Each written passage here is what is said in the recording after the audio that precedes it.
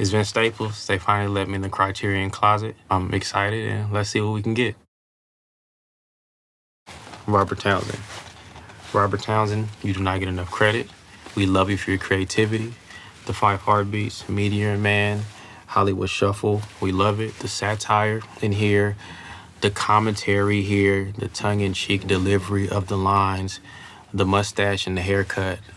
We learned a lot from you. One of the people, I wish we said his name more, so I'm saying it right now. Do me a favor, if anyone has a DVD of the Five Heartbeats, Blu-ray, it doesn't have to be Blu-ray, anything you have, send that to me. What else do we have in here? Boom, boom, boom, boom, boom. Videodrome. Now, the first 5 minutes are off-putting. I get it, but we live in this right now. You're on the internet. You're on the television. We're imitating what we see through our art, through our lives, through the way that we communicate. So shout out to Davey Boy for doing this. I watch this on airplanes. I watch it with my family at the house, and they tell me to turn my weird movies off. This is the one. Please, please watch this. When it comes to things in this closet, not a lot of them kind of get the punk rock stuff off, and this is what I'm into. Okay. I might make small things, but I like hits. I like star power. I love Meryl Streep. I love Julia Roberts. I love Viola Davis. I love the big ones, you know what I mean? This right here with Nicole Kidman and the two pale babies, scared the shite out of me as a child. And then the discovery at the end, I won't spoil it because I don't know how many of you children have seen this, but this is a hit, okay? Certified banger. Watch the others, and I'm gonna pick up Wally. Wally's in the closet next to Lost Highway and Malcolm X. Animation has always been important to me. Wally being here is crazy. You will find me at the Disneyland, I promise you. If you thought that was me, that was me. Jean-Pierre Gorin, I think is how you say his name. This is a box set of documentaries, okay? One of these is extremely important. It's called My Crazy Life. It was filmed in Long Beach, California, following members of the SOS community in West Long Beach. Me growing up in Long Beach specifically, I know people that have family roots to these people, and I think it's important that we tell our stories holistically. It's a lot of heart in the characters, and I think it's important to learn about other people. So this is something that's really close to home, and tell our stories. They don't have to be big. They don't have to be grand. We don't need happy or bad endings. Let's just chronicle life as we know it because it's ever so changing. And check this out if you get a chance. This is JoJo Dancer, a film by Richard Pryor.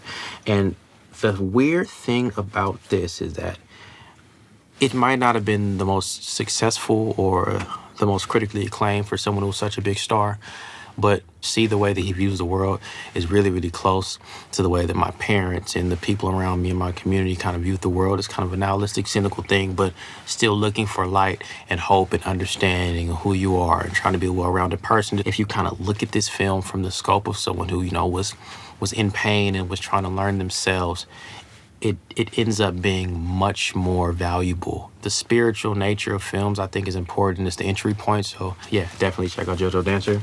This is Melvin Van Peebles' Essential Film Set. Now, 2 films I want to highlight in here are Watermelon Man and Sweet Sweetback's Badass Song.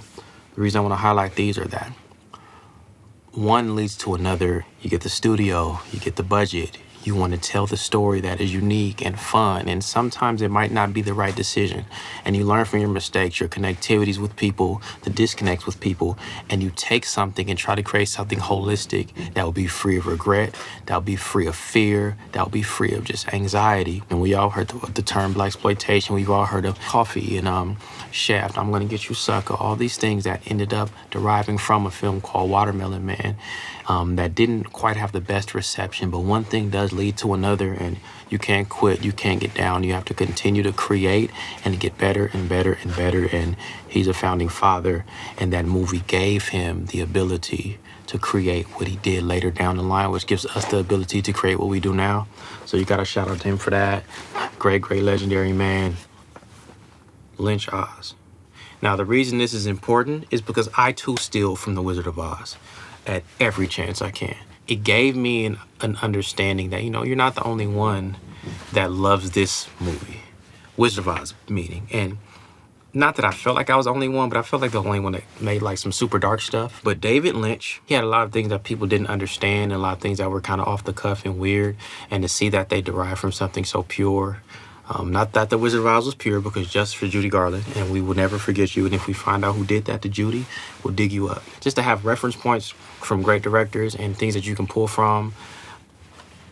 Shout out David Lynch. Shout out The Wizard of Oz. Shout out Toto. We love you forever. Shout out the Criterion Closet. We love you forever.